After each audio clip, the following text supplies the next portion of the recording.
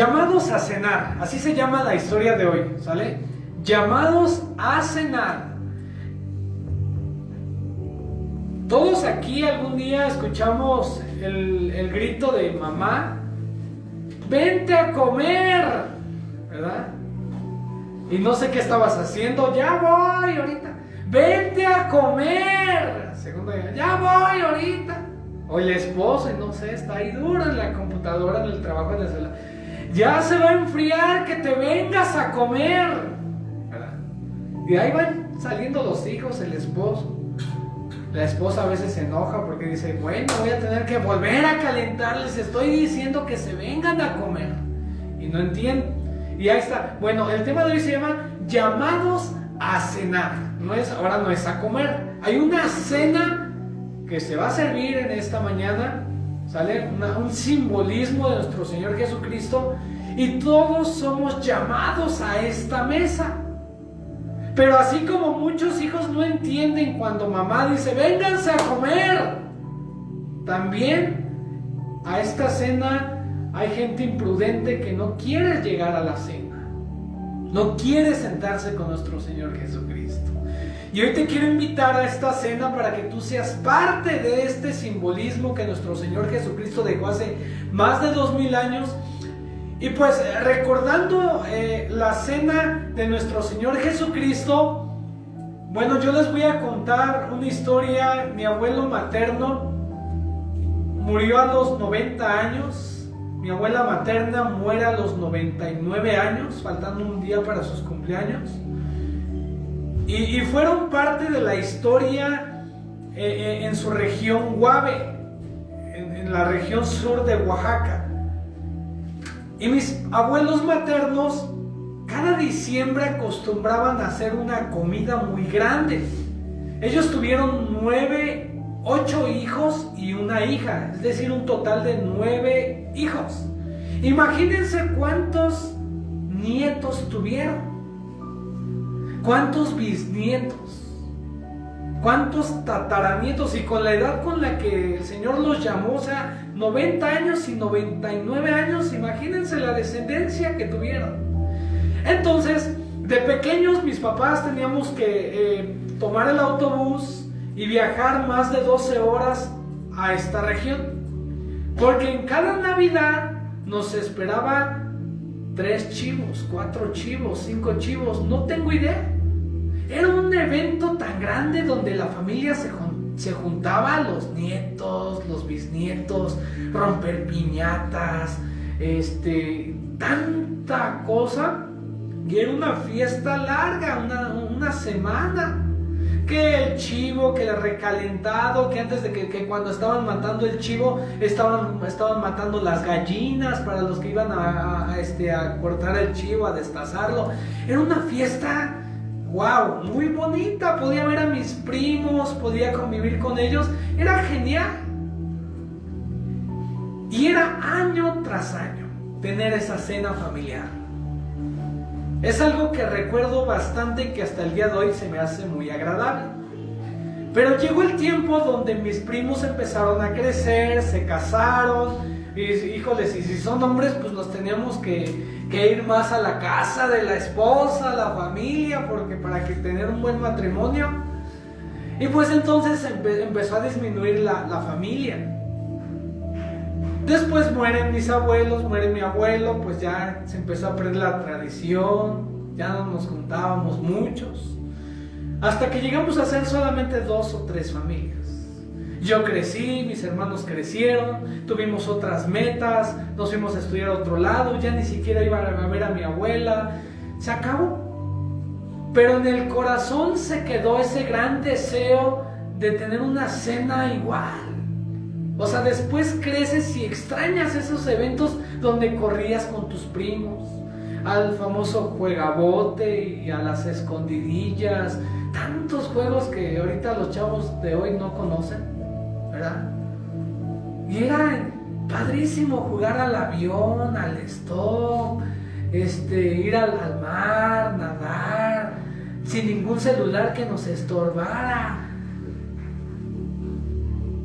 Era muy bonito. Subir árboles, trepar, imaginar que ahí estaba tu casita y ¡wow! Eso siempre se extraña. Bueno, eso fue una buena cena. Hay quienes han tenido malas cenas y que para muchos la Navidad es una de las fechas de más dolor y con más sufrimiento en su vida. Porque quizás llega Navidad y están peleados con su madre, con su padre, no la han visto en años. Con los hermanos están peleados. Quizás en esa fecha se sienten solos, deprimidos.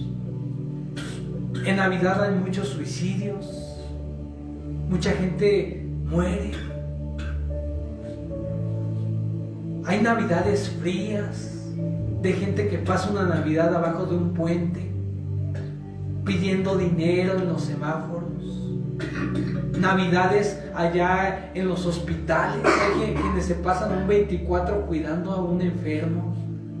Hay quienes pasan una Navidad en un ministerio público. Hay quienes pasan una Navidad detrás de una celda. Hay quienes pasan de una Navidad en una cama enfermos. Imagínense cómo pasa la Navidad. Hay quienes pasan una Navidad enterrando a un familiar. Y no es nada grata la fiesta decembrina. Cada quien pasa una cena muy diferente. Pero el Señor Jesucristo vino a hacer una cena que no se ha olvidado y han pasado más de 2000 años. Y es una cena padrísima. La cena con nuestro Señor Jesucristo. Y hablar de esa cena es hablar de una cena de reconciliación.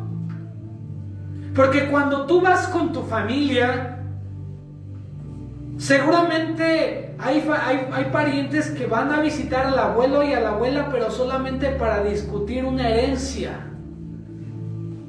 para saber cómo se van a repartir los bienes de los viejos que están por morir. Hay tantas charlas que se pueden platicar en una cena. Pero una cena, hermanos, tiene que llevarte a una reconciliación. Y te voy a platicar el contexto de la cena del Señor en el libro de Marcos. Antes de esa cena nos vamos a Éxodo capítulo 12 y vemos una cena, la cena de la Pascua. El pueblo de Israel estaba siendo esclavizado por ya mucho tiempo por el imperio Egipto. Y estaban siendo castigados, estaban siendo maltratados.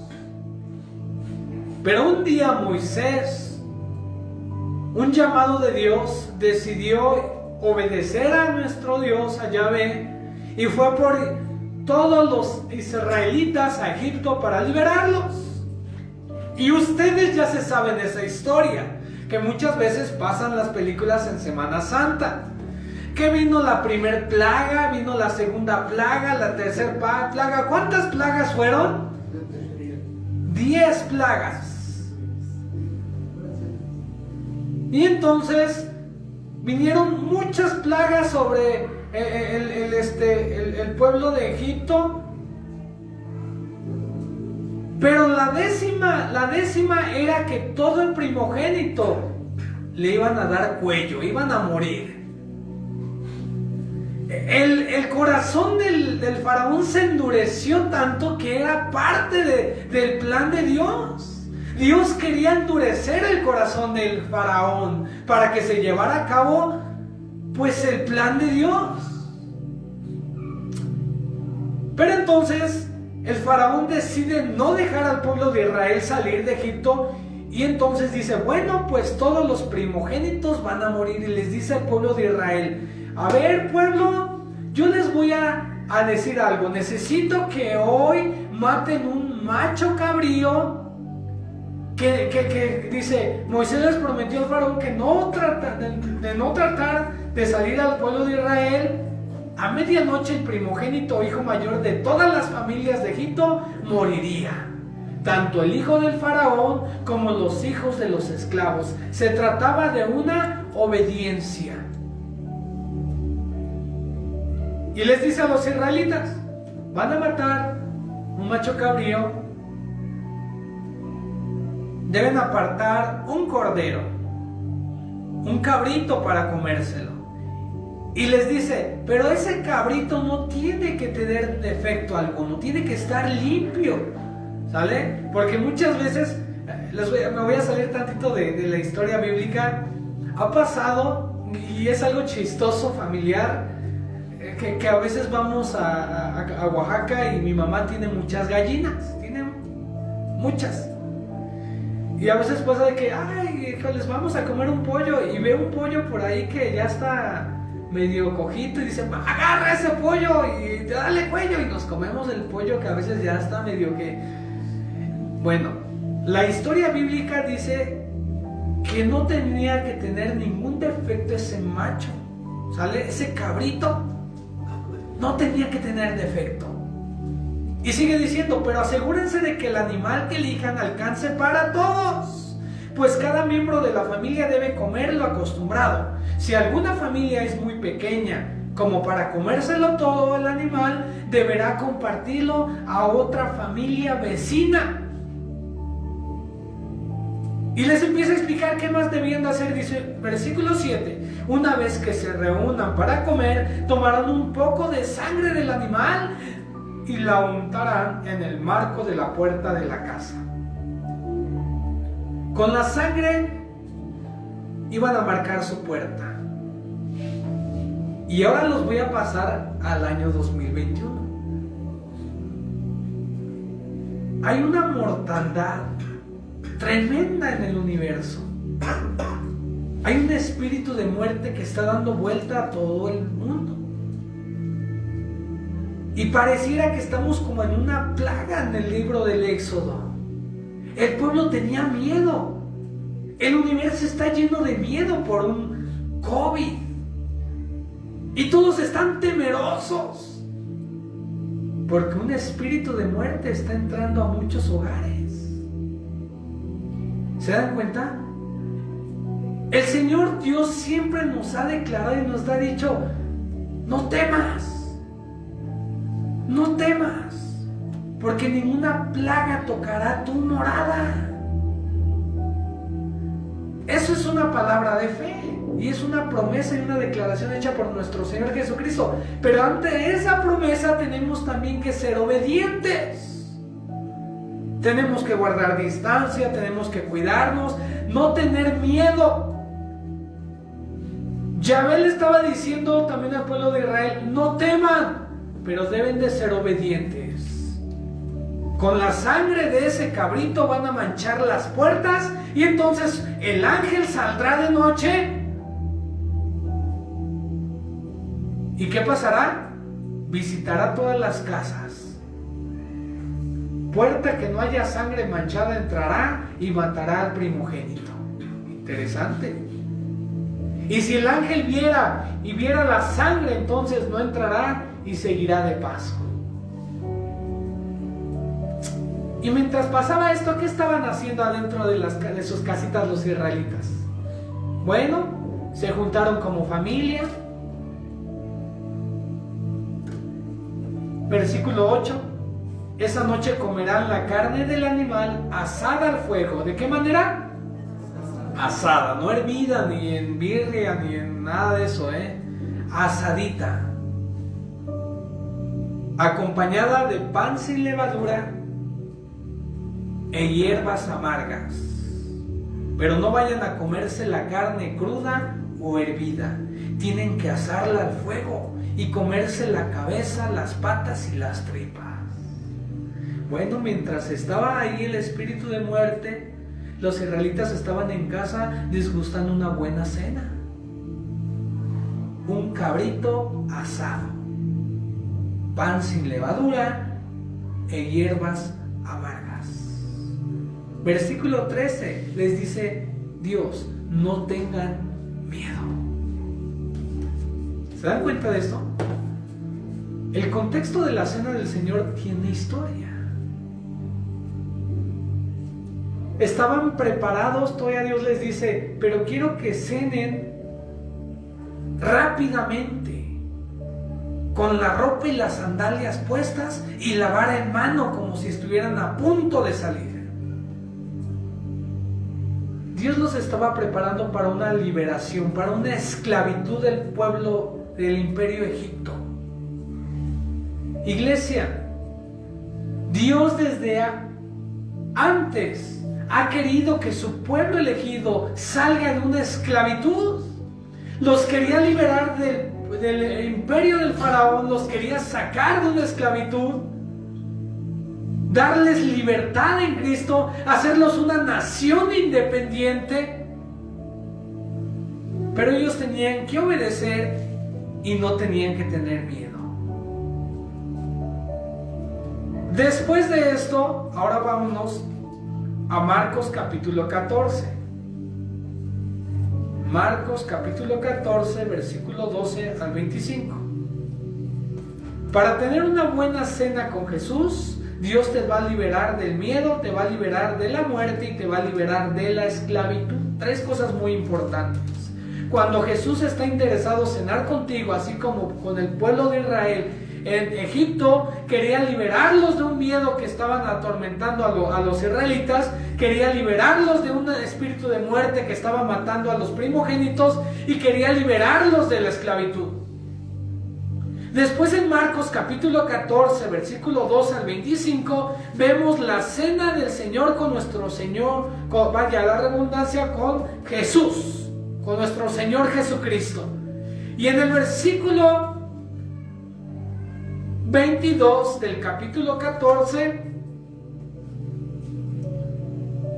dice: mientras estaban comiendo, Jesús tomó un pan, dio gracias a Dios, luego lo partió, lo dio a sus discípulos y les dijo: tomen esto es mi cuerpo. Después tomó una copa llena de vino y dio gracias a Dios. Luego la pasó a los discípulos y todos bebieron de ella. Y Jesús les dijo: esta es mi sangre. Y con ella Dios hace un trato con todos ustedes. Esta sangre servirá para que muchos puedan ser salvos. Quiero decirte algo bien importante. La cena del Señor solamente es un simbolismo para nosotros los cristianos. No creemos en una transubstanciación. No creemos que el vino se va a convertir en la sangre literalmente. No creemos que la tostadita sin levadura es literal la carne de Jesús. No creemos en eso. Es solamente un simbolismo. Pero que tienes que estar bien atento a este tipo de simbolismos, porque es una cena que tienes que estar listo. Nada más imagínate el contexto.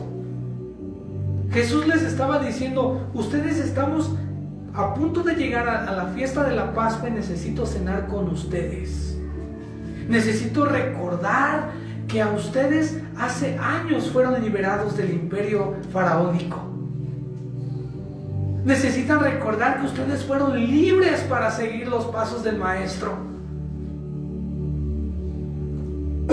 Y entonces para eso el apóstol Pablo también escribe sobre la cena del Señor. Y ahora los quiero llevar a 1 Corintios capítulo 11, versículo 17. Y viene la cena del Señor.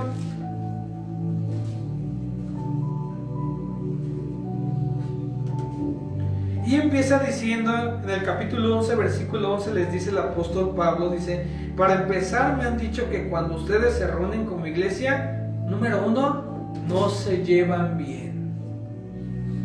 Dile al que tienes a un lado: yo sí me llevo bien contigo. Dile: yo sí me llevo bien contigo. Ahora al que tienes atrás, dile: yo también me llevo bien contigo. ¿Sale?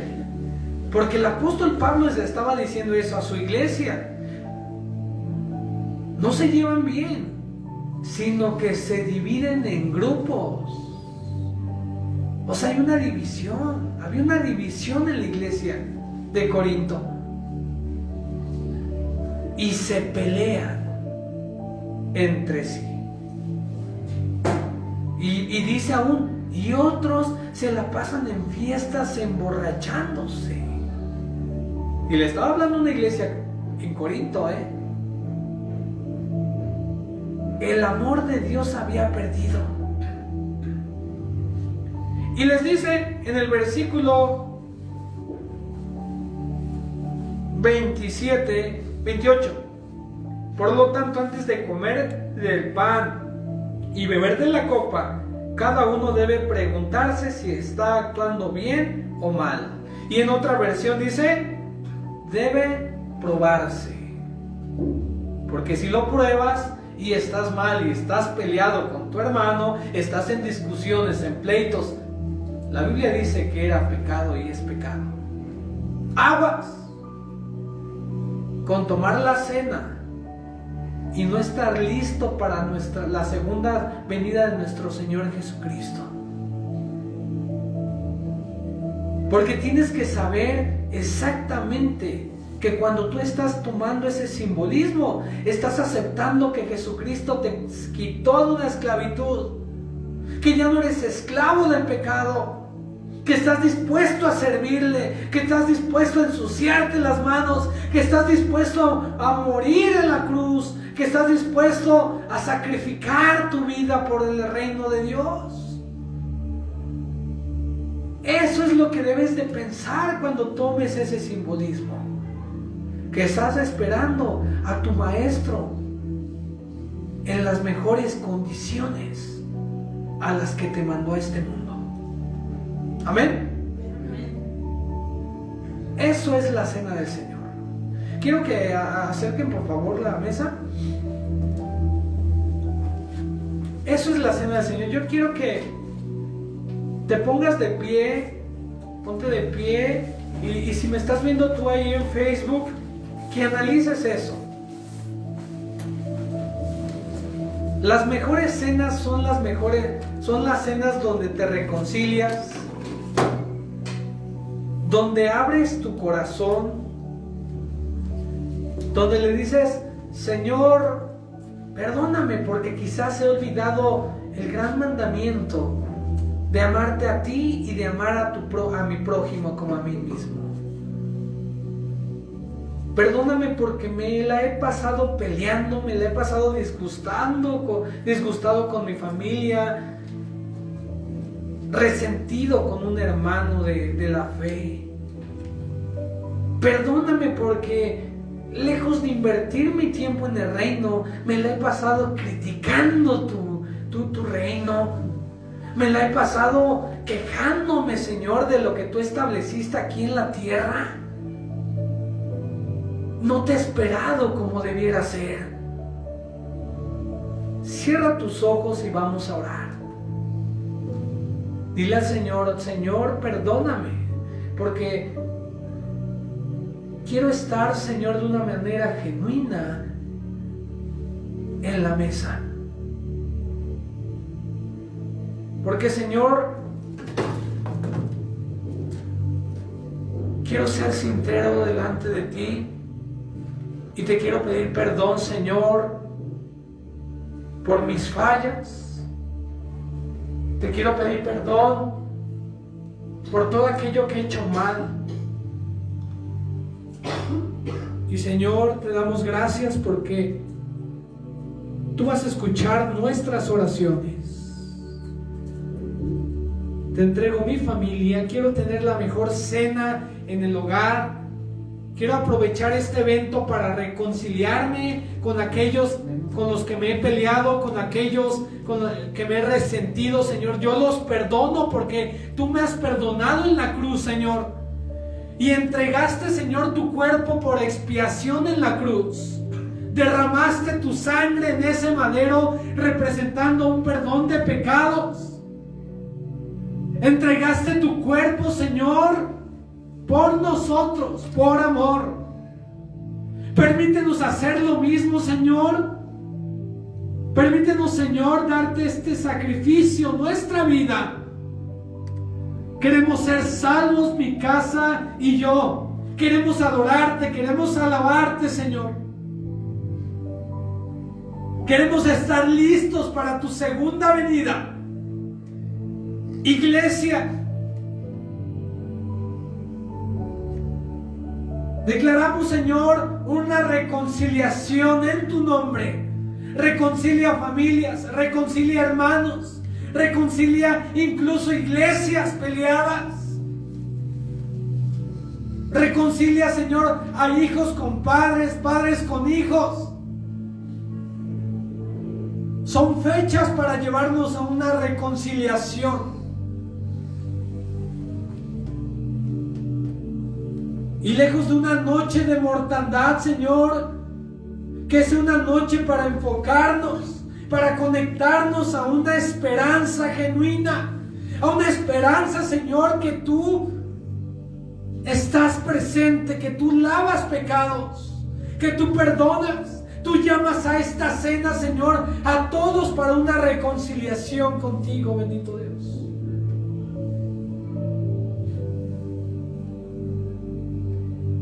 Gracias, papá, en el nombre de Cristo Jesús. Amén. En esa misma posición que estás, le voy a pedir a un hermano que pase, que se sienta listo para ayudarme a repartir esto. Hay varios servidores. Alguien tiene que estar listo para esto. Yo quiero que pase aquí enfrente y que me ayude, por favor. Y mientras, en Marcos capítulo 14, Marcos capítulo 14, ¿nadie se siente listo? Pasa el hermano de este lado. En el versículo 22 del Evangelio de Marcos lo relata la cena del Señor. Y dice, mientras estaban comiendo, Jesús tomó un pan. Ahora, el contexto judío, no había una mesa. Vaya, estamos muy lejos de lo histórico, de lo real. ¿Sale? El vino era totalmente diferente, el vino judío. El pan sin levadura muy diferente. No, las cenas no eran ni siquiera en una mesa. La historia cuenta que estaban recostados y era una mesa pequeña. Estaban recostados sobre el piso. Y dice, mientras estaban comiendo, o sea, ¿qué estaban comiendo? Ya les dije, ¿qué comían? ¿No? ¿Qué estaban comiendo? Una cosa es la comida y otra es la cena del Señor. ¿Qué comían? La carnita asada, el cabrito. Dice, mientras estaban comiendo, estaban disfrutando ahí la cena de la Pascua, sus discípulos. Algo interesante de esto que quiero que sepas es que Jesús ya sabía que iba a ser traicionado, que había un Judas que su corazón se estaba endureciendo, que Satanás lo estaba seduciendo, que su mente ya no estaba enfocada en Jesús, que su mente ya estaba enfocada en los negocios, en que el ministerio no era lo que Jesús quizás le había prometido. Su mente ya estaba divagando en otras áreas, estaba desenfocado. Y Jesús ya sabía que iba a pasar eso. Y dice, Jesús tomó un pan y dio gracias. Me voy a acercar. Ahora, cuando dice la palabra dio gracias, gracias viene del griego eucaristía. Imagínense una persona dando gracias a pesar de que sabía que iba a morir. ¿Se dan cuenta? Eso es interesante. Dice, dio gracias. Óyeme, tú vas a dar gracias porque tu cuerpo está a punto de extinguirse de esta tierra. Interesante. Él dio gracias. Luego lo partió, lo dio a sus discípulos.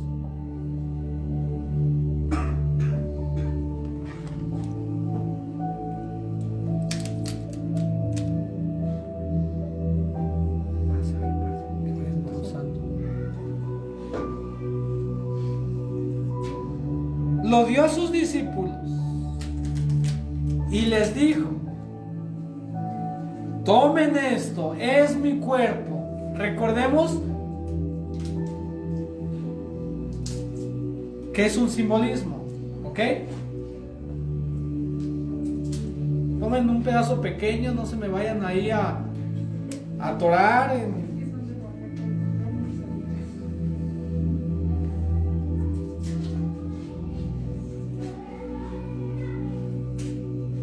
Si tú estás ahí, nos estás viendo y quieres acompañarnos con una cena, busca unas galletitas en tu hogar, busca un poco de jugo de uva y acompáñanos en esta cena. Recordemos este buen simbolismo, esta ordenanza que dio nuestro Señor Jesucristo a sus discípulos.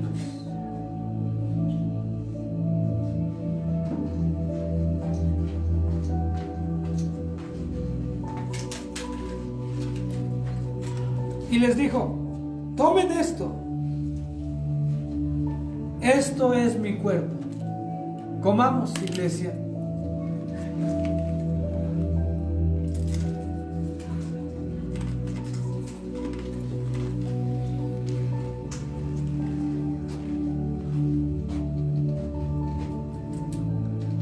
Jesús sabía que alguien lo iba a traicionar mientras disgustaba esto. Una persona que se aleja de Dios, que deja de leer la Biblia, que deja de orar, que deja de ministrar su vida, es una persona que está siendo tentada por Satanás.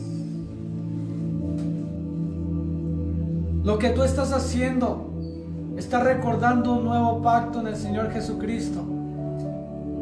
Tienes que alimentarte. Tienes que creer en el Señor Jesucristo. Tienes que mantenerte como esas vírgenes, con aceite en la lámpara. Porque si nuestro Señor Jesucristo llega y tu lámpara no tiene aceite, probablemente llegues tarde a esa fiesta, a esas bodas del Cordero, y probablemente no logres entrar a esa boda. Alimenta tu espíritu, reconcíliate con nuestro Señor Jesucristo y vuelve a tu primer amor. Esta ordenanza es la segunda ordenanza que Jesús nos da y que solamente lo puede hacer aquellos que están bautizados, aquellos que han sido sumergidos. Si no lo has hecho, yo te invito a que te bautices, a que hagas tu primera ordenanza para poder hacer esta segunda ordenanza. Que creas en el Señor. Para poder hacer la segunda ordenanza, tienes que primero obedecerlo primero. No puedes saltarte. Obedece, baja las aguas. Y después de esto, versículo 23, dice: después Jesús tomó una copa llena de vino.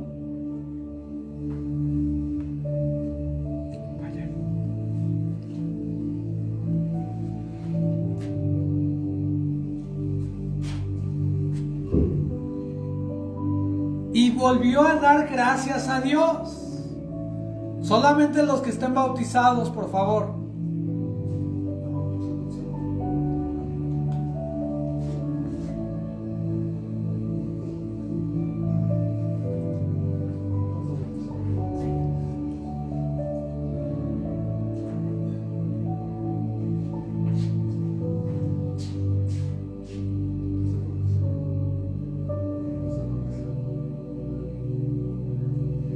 Y dio gracias a Dios. Luego la pasó a los discípulos y todos bebieron en ella. Jesús les dijo: ¿qué simboliza esto? Simboliza una comunión con Cristo. ¿Te das cuenta? Ahora pregúntate, ¿cómo está tu comunión con Él? ¿Qué tan cerca estás de Él? ¿Cómo es tu intimidad con nuestro Señor Jesucristo? Y si no, es el momento de reconciliar y empezar a tener una mayor intimidad con aquel que te creó, con aquel que te dio vida. Y les dijo Jesús: esto es mi sangre, y con ella Dios hace un trato con todos ustedes. Esta sangre servirá para que muchos puedan ser salvos. Iglesia, pueden tomar.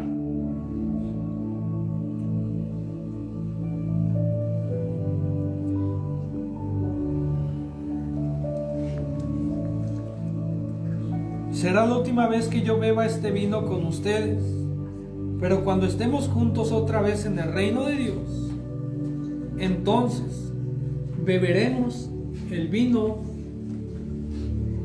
nuevo.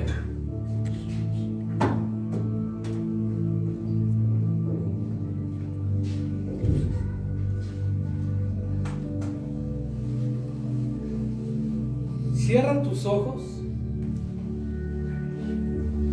Bendito Dios, Señor, esperamos ansiosos tu segunda venida, en obediencia. Hasta el día de hoy, Señor, si es que fallamos, te pedimos perdón.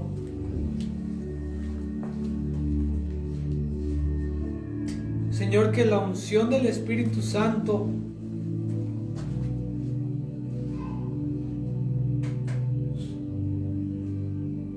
venga sobre nosotros. Queremos, Señor, estar listos. Queremos una iglesia, Señor, que tenga comunión con el Espíritu Santo.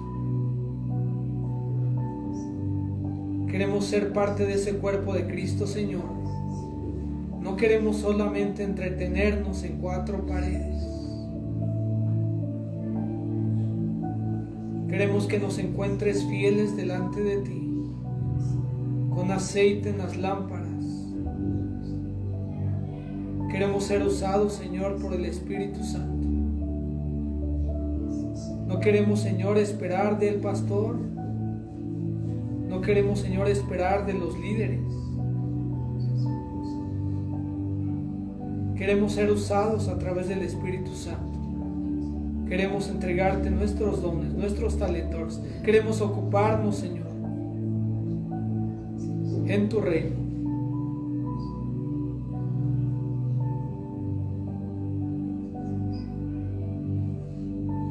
Señor, que tu Espíritu se mueva en tu iglesia. Y Señor,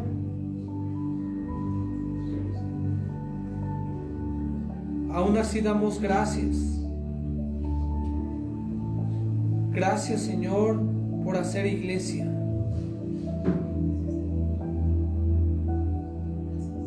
Señor, cambia el pensamiento, el corazón de aquella persona que sigue luchando hasta el día de hoy, que ha estado quejándose en contra de tu ministerio, Señor. No permitas que Satanás se apodere de su mente. Y Señor, reconcílialo con lazos de amor. Te pedimos por aquellas personas que nos ven. Manda un espíritu de amor sobre su casa. Señor, manda sanación en su hogar a toda enfermedad. Manda una reconciliación en su hogar, que tu Espíritu se mueva, Señor, que crean, Señor, que tu Evangelio corra, Señor, a naciones, a pueblos, a ciudades. No queremos que nos conozcan a nosotros, queremos que te conozcan a ti, Señor.